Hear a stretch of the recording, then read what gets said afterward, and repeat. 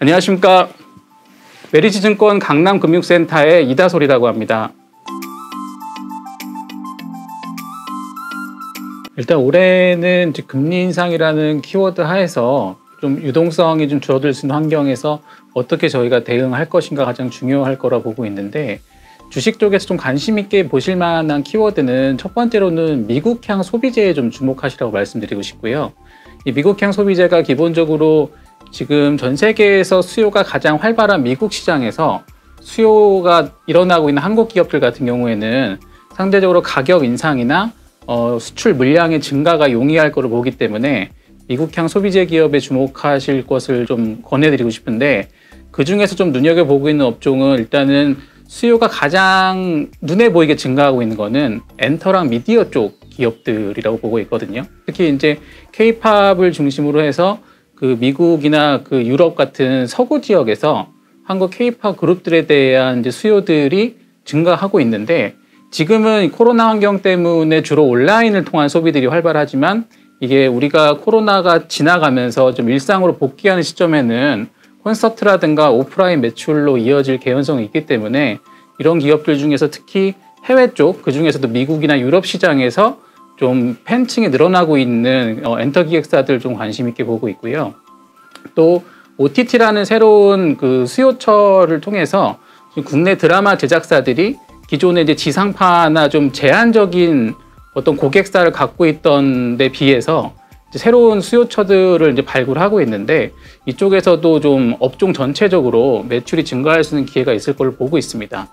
또 미국 소비재 중에서 좀 특이하게 좀 데이터가 보이는 기업들은 라면 업체들 같은 경우가 지난 가을부터 북미향 수출 데이터가 증가를 하고 있거든요. 그러면서 실제 주요 업체들을 보면은 북미 지역의 증설화를 준비하고 있는 업체들도 보이는 걸로 봐서 전체적인 한국 문화에 대한 관심들이 이제 음식이라든가 전반적인 소비 집단으로 확산되는 국면이라고 보고 있는데, 그래서 뭐 대표적으로 라면을 예를 들었지만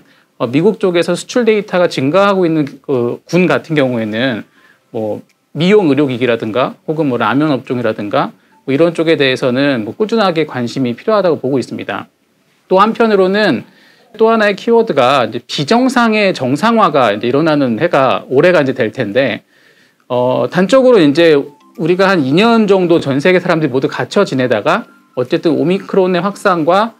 백신 치료제의 보급과 함께 이제 일상으로의 복귀를 나라별로 추진을 하고 있거든요. 근데 이게 결과적으로 국가별로 속도의 차이는 있겠지만 결국은 이제 언젠가는 그 비정상의 정상화가 진행돼야 되기 때문에 이쪽에서 좀 응축돼 있던 수요들이 좀 폭발할 수 있는 업종에 대해서도 지금부터 스터디가 좀 필요하다고 보고 있습니다. 대표적인 게 뭐 여행 관련된 여행이나 항공 혹은 뭐 카지노, 레저 같은 업종들이 될 텐데, 해당 기업군들 같은 경우에는 지난 2년간 워낙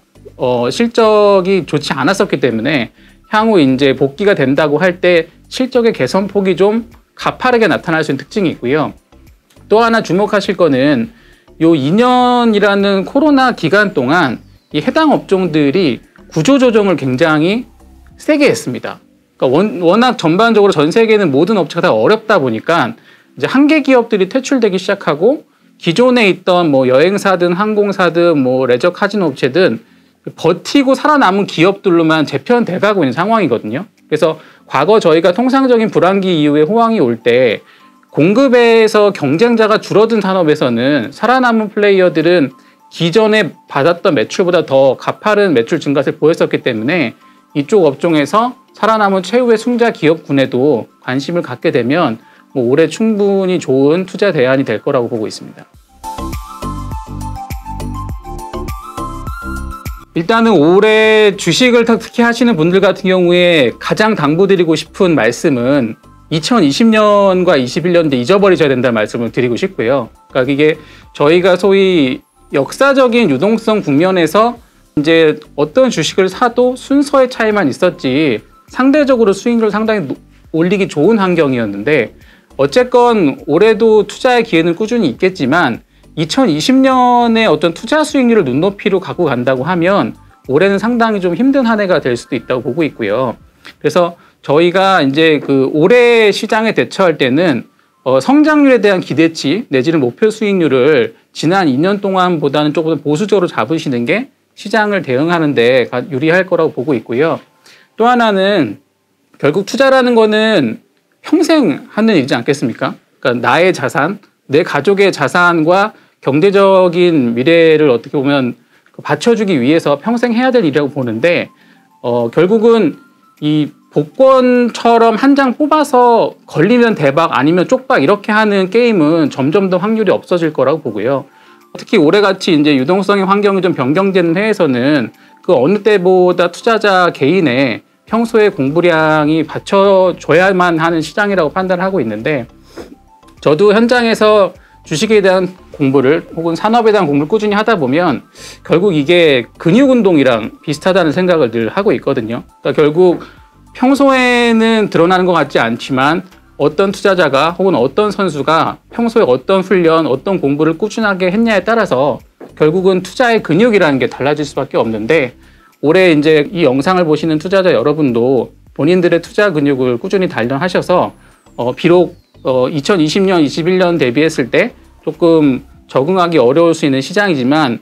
과거에 이런 환경에서도 늘 투자의 기회는 존재했었기 때문에 본인의 투자 근육을 꾸준히 발전시킬 수 있는 한 해가 될 수 있다고 하면 여러분의 평생 자산이 될 거라고 생각합니다.